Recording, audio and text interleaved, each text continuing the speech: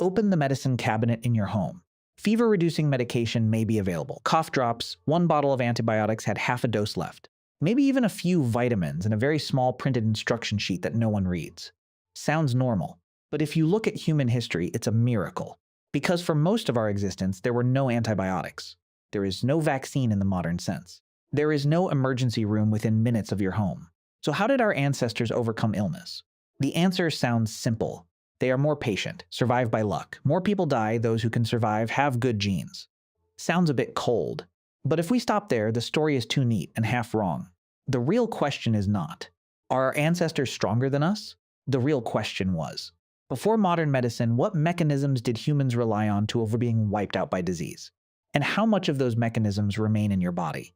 Go back very far. About 40,000 years ago, your ancestors often lived in bands. The flock is small, mobile, eats natural food, sleeps near the fire, and rarely stays in the same place for too long. Not a crowded city. It's not a cattle barn crowded close to a well. And that's more important than you think. Many infectious diseases spread strongly when densities are high, when many people, many pets, many wastes, many flies, many wells are shared. During hunter-gatherer times, disease pressure may have been lower than in later agricultural and urban times. Not because ancient people were cleaner, but because the environment was difficult for viruses and bacteria to explode. Sounds peaceful. But peaceful does not mean safe. Ancestors still encountered wound infections, still eating spoiled meat, still get bitten by infected insects, still have diarrhea when the water source is not good. They cannot overcome the disease. They live in a world where illness is normal. So the first and perhaps most powerful mechanism lies within the body. To put it simply, immune system. This is not a pill. This is the internal army. Recognizing strangers, remembering old enemies, fighting, remembering fighting again faster next time. You were born with an immune system. But that framework is trained through practical exposure, especially from childhood. Children live in herds, play in the mud, inhale microorganisms around them, get sick, and then recover. And the body records it in the biological debt book. The next time we meet again, we react faster. To understand why this is fundamental to survival, it is necessary to look at the details first. Detail 1. When someone in the herd starts to have a fever, cough, sores, or weakness, the herd doesn't just worry about that person. The pack also takes care of the whole group. In the many small societies observed, from hunter-gatherers to ancient villages, has a repeatable strategy. Separate the patient. Not a modern hospital.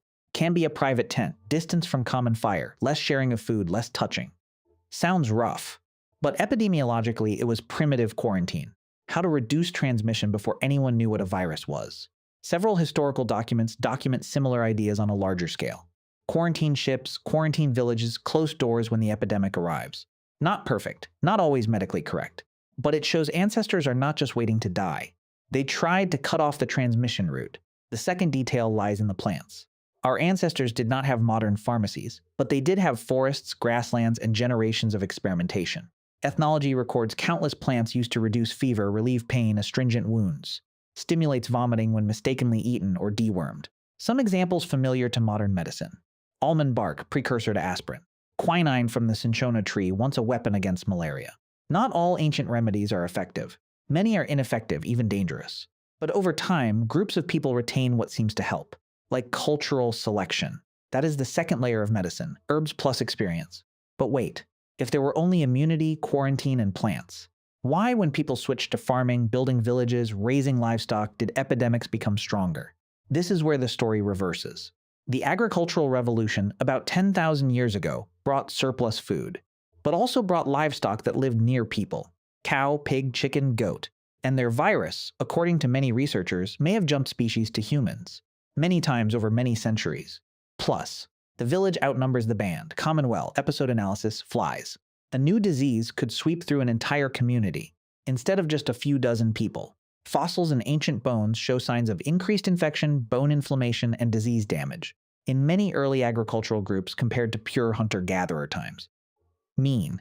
Ancestors did not go straight from healthy to sick. They trade, exchange disease safety for more stable food, and then have to learn to live with the consequences. Detail 3. One of the most terrible wars in human history before antibiotics was smallpox. The disease can kill many people, leaving scars for life, economic and family collapse. But people don't just stand still.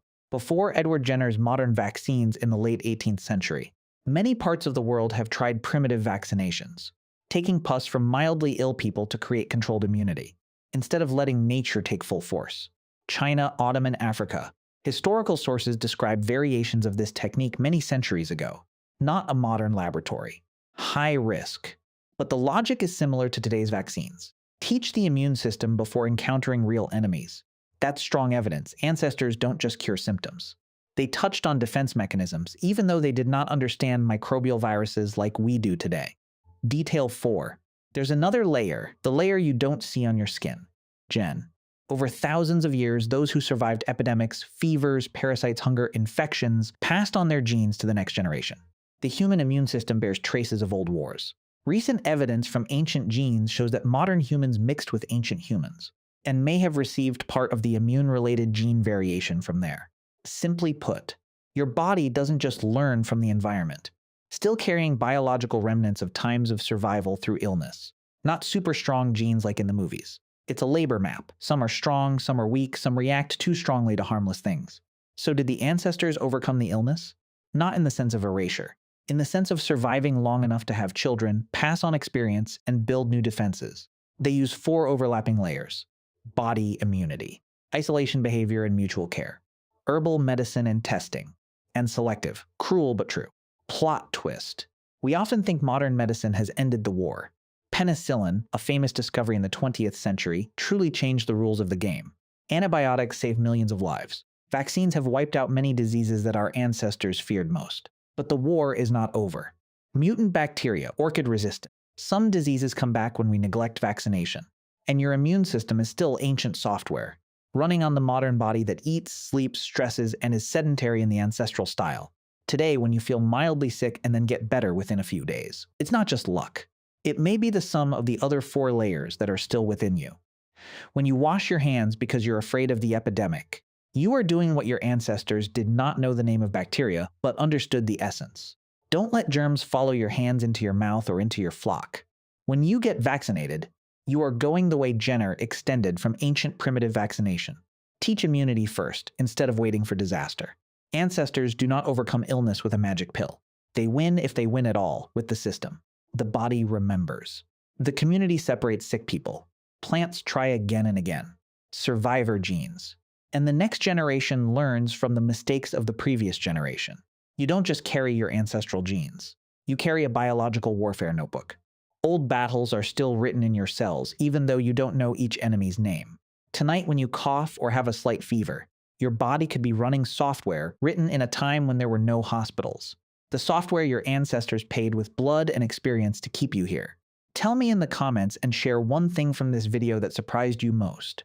If you want to explore more fascinating things others are too scared to touch, hit subscribe. And if you already hit subscribe, welcome home.